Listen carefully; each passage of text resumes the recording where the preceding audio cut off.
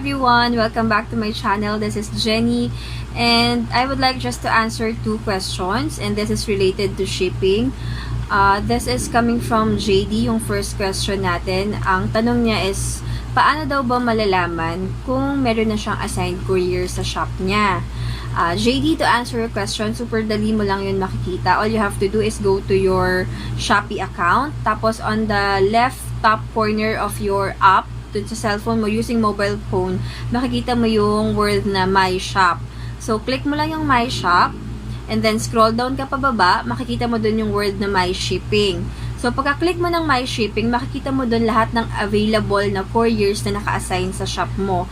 If in case wala kang nakitang couriers doon or anything, then all you have to do is go to Shopee Help Center and request for the 3PL or third party logistics. Yun yung ibig sabihin ng 3PL if in case ma-encounter nyo. Once na meron na kayong couriers dun sa My Shipping, activate nyo lang siya by simply clicking yung button para maging green siya. Once na activated na yun, pumunta na kayo dun sa mga items nyo para i-activate yung courier. Kasi pwede tayong mag-activate ng different couriers for our different products. It's really up to us as a seller kung ano ba yung strategy natin in terms of couriers. Pwedeng, alimbawa, sa lahat ng products ko, gusto ko isang couriers lang. Or pwedeng sa iba kong products, ang gusto kong courier si J&T. Yung iba kong products, ang gusto kong courier si Ninja Van. So, depending on your strategy, kayo ang magde-decide yun as a seller kung ano yung gusto nyong courier. As long as approved and available siya dun sa My Shipping. Okay? If hindi pa available, request nyo na yan sa Shopee Help Center and then wag nyong kalimutan kumuha ng case number para meron kayong reference just in case kailangan nyo siyang i-follow up on after 7 days. Kasi 7 days naman yung parang standard waiting time before ma-approve yung couriers. If mas maaga, much better. Ayun. And then second question, ang question is related sa pouches ng mga couriers. So, meron ako ditong iba-ibang pouches para papakita ko na rin sa inyo. Ang question niya kasi is, sino daw ba magde-decide nung pouches na gagamitin once na meron ng order? Ang sagot doon is that, ang seller ang magde-decide kung anong pouch ang gagamitin, hindi ang courier. Siyempre, ang gagamitin mong pouch kung saan kasya yung item na in-order sa'yo. Ito, sa J&T, papakita ko lang sa inyo. Meron silang 3 sizes ng pouches. Ito yung pinakamalit nilang pouch.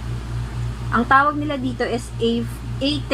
A3 ang tawag nila. But, para in layman's term na lang, small, medium, large na lang tayo para hindi tayo mahirapan pare-pareho. So, ito yung small nila. Ayan, ganyan siya kalaki. Tapos, ito yung medium nila. Ganito kalaki yung medium nila. Ayan. And then, ito yung pinakamalaki nila.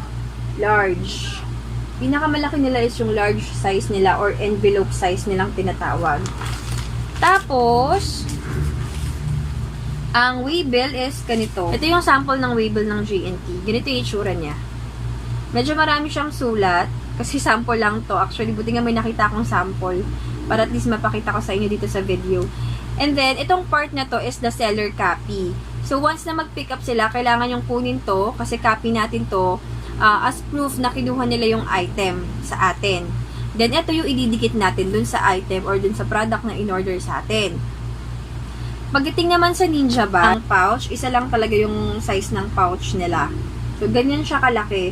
Mas malaki ang J&T compare dito sa Ninja Van. Compare natin ha, para makita nyo. Para at least magka-idea kayo kung saan ba kasya yung mga items nyo. Wait. Ayan siya. Wait. Taas natin. Ayan, ganyan. So, mas malaki ang J&T compare nyo sa Ninja Van. Ayan. Para ma-idea kayo kung ano yung pwede nyong gamitin ng courier, kung ano yung mas suitable dun sa products nyo. But anyway, sa J&T naman, they can provide different size of pouches. Basta mag-request lang kayo. I'm not that sure kung meron silang parang different process sa ibang location. Kasi may mga nakikita akong ibang mga comments or mga feedback coming from different sellers din na merong ibang branch ng J&T or ibang branch ng mga couriers na hindi nagbibigay ng pouch, hindi nagbibigay ng waybills, or hindi nagbibigay ng bubble wrap. mga ganon. Anyway, kung ganun man yung situation nyo right now, it's okay. Huwag kayong mawawalan ng drive to start selling dahil lang wala kayong pouch or wala kayong waybill. Meron namang ibang paraan on how to have your own pouch. Like, pwede kayo gumamit ng mga plastics. Basta make sure nyo lang nakapack siya ng maayos at hindi mabubuksan. Lalo na kung malayo yung pupuntahan ng orders nyo. And then, pagdating naman sa waybill, pwede naman kayong mag-print. Madali lang naman mag-print. Kung wala kayong computer, siguro mag-check kayo ng computer shop na malapit sa inyo para at least makapag-print kayo ng waybill. Huwag natin gawing excuse yung wala tayong waybill, wala tayong pouch. Kasi hindi tayo mag-move sa next process if hindi natin magagawa yung mga ganun. Kasi it's the basic. Yung waybill tsaka yung pouch is basic siya na requirement para makapagpa-ship kayo ng mga items or order sa inyo. Sa Ninja Van nga pala, wala silang seller copy, katulad nitong sa JNT.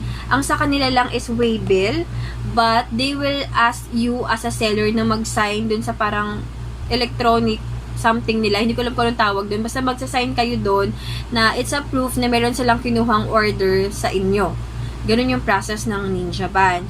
So again, gusto ko lang i-emphasize sa inyo na tayo as a seller ang magde-decide kung anong pouch yung gagamitin natin. When it comes to mga pouches ng courier, depende dun sa orders natin. If hindi siya kasya sa pouch ng mga sinabi ko, kahit na pinakamalaki na yung available sa inyo, then you need to use the own packaging. So, yung own packaging, kailangan nyo gumamit ng sarili nyong packaging. Kaya siya tinawag na own packaging. And then, ano pa bang dapat kong sabihin sa inyo? Like for example, may tanong din pala sa akin kanina, nabasa ko lang to kanina. Para daw, if hikaw yung binebenta niya, kailangan ba daw niya lagyan ng packaging size? Again, ang packaging size po is optional. But, it's, packaging is optional if kasya sa pouch.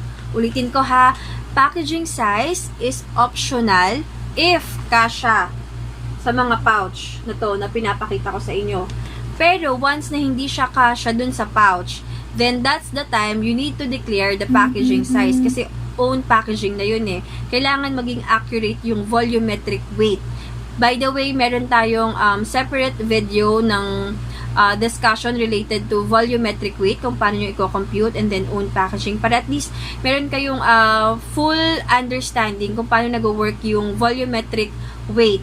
I mean, kung paano siya kino-compute. Balik tayo dun sa hikaw. So, since yung hikaw, maliit lang yun, for sure, kasya yun dito, ba diba? Sobra-sobra pa. Or pwede na nga kayong gumamit nung pinakamaliit nilang pouch. At pwedeng-pwede nyo nang gamitin to kung hikaw yung binibenta nyo. Ang kailangan nyo lang ilagay is yung weight kasi is mandatory. Hindi kayo makakapag-proceed sa pag-post ng product if wala kayong weight. So, yung weight is mandatory. So, yun lang yung kailangan nyong gawin if hikaw yung binibenta nyo or maliliit na products, lip tint, ganyan. I-weigh-in nyo lang siya. Kung, alimbawa, super gaan lang naman, din mag-estimate na lang kayo. Kung hikaw yan, pwede mong estimate yan na 0.05. Ganun. Maliit lang naman kasi yan eh. Kasi kahit naman i-order niya 10, magda-times naman yung 0.05 to 10 quantity. So, magiging 0.50 kilograms yun. So, okay lang. Mga ganun strategy lang. Basta huwag kayong mag-overthink ng process na feeling nyo hindi nyo magagawa. Go on lang. Kung may mali kayo, that's fine. Kasi ganun naman talaga. Saan ka ba matututo, diba? Dun sa mga mali mo. As long as you go on sa mga process na nakalagay sa Shopee, okay lang yan kung magkamali kayo kasi it's part of the process. Matututo kayo dyan at mas maiintindihan nyo kapag nangyayari talaga sa inyo or kapag ginagawa nyo na siya on live. Kasi kapag, halimbawa, puro video lang yung pinapanood nyo, tapos hindi nyo naman, walang execution from your end, mas nagkakaroon kayo ng puro tanong na lang yung naiisip nyo, na hindi nyo naiisip na dapat mag-take action kayo. Kasi once you take action, mas na iintindihan nyo kung paano siya mag-work. Hindi sapat yung video lang. Yung video is a guidance, pero much better na gawin nyo siya hands-on. Execute nyo kung ano yung action na kailangan nyo gawin para mas maintindihan nyo. Ayan, tip ko yan sa inyo. Wag lang kayo mag-rely sa video kasi yung video is, more on experiences yan. Like for me, I am sharing my experience to you para at least meron kayong guide at medyo mabawasan yung tanong nyo. Pero, syempre, if iba-iba yung video na napapanood nyo, nagkakaroon kayo ng iba-iba pang mga tanong, parang sanga-sanga na yung tanong na to the point na nagkakaroon lalo kayo ng confusion. Kaya ako, ang masasabi ko sa inyo, if gusto nyo mag-start, since meron naman tayong mga tutorial na available na sa YouTube, hindi lang naman yung sa akin, meron din naman sa iba, ang mapapayo ko sa inyo is make sure na you take action. Wag puro nood ng video. Dapat may action kayo para mas maintindihan nyo. Ayan, tip ko yan sa inyo. Para at least makapag-push through kayo. And then, if may question kayo again, don't hesitate to comment down below. Para at least, masagot natin time to time. Kasi I'm trying to answer it as soon as I can. And then, nagbe-video din ako para at least mas madaling ipaliwanag rather than replying via chat. Tapos, meron pa palang question sa akin. Sinit ko na rin about doon sa box.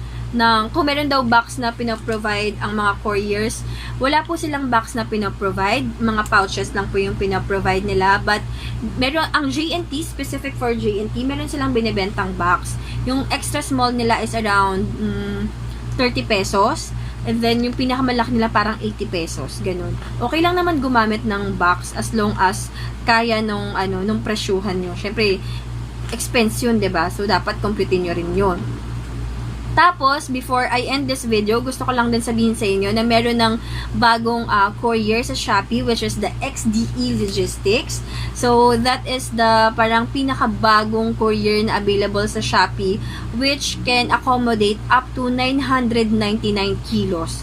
So, kung ikaw ay seller ng mga malalaking items, tulad ng siguro washing machine, refrigerator, pwedeng-pwede mong gamitin ng XDE Logistics.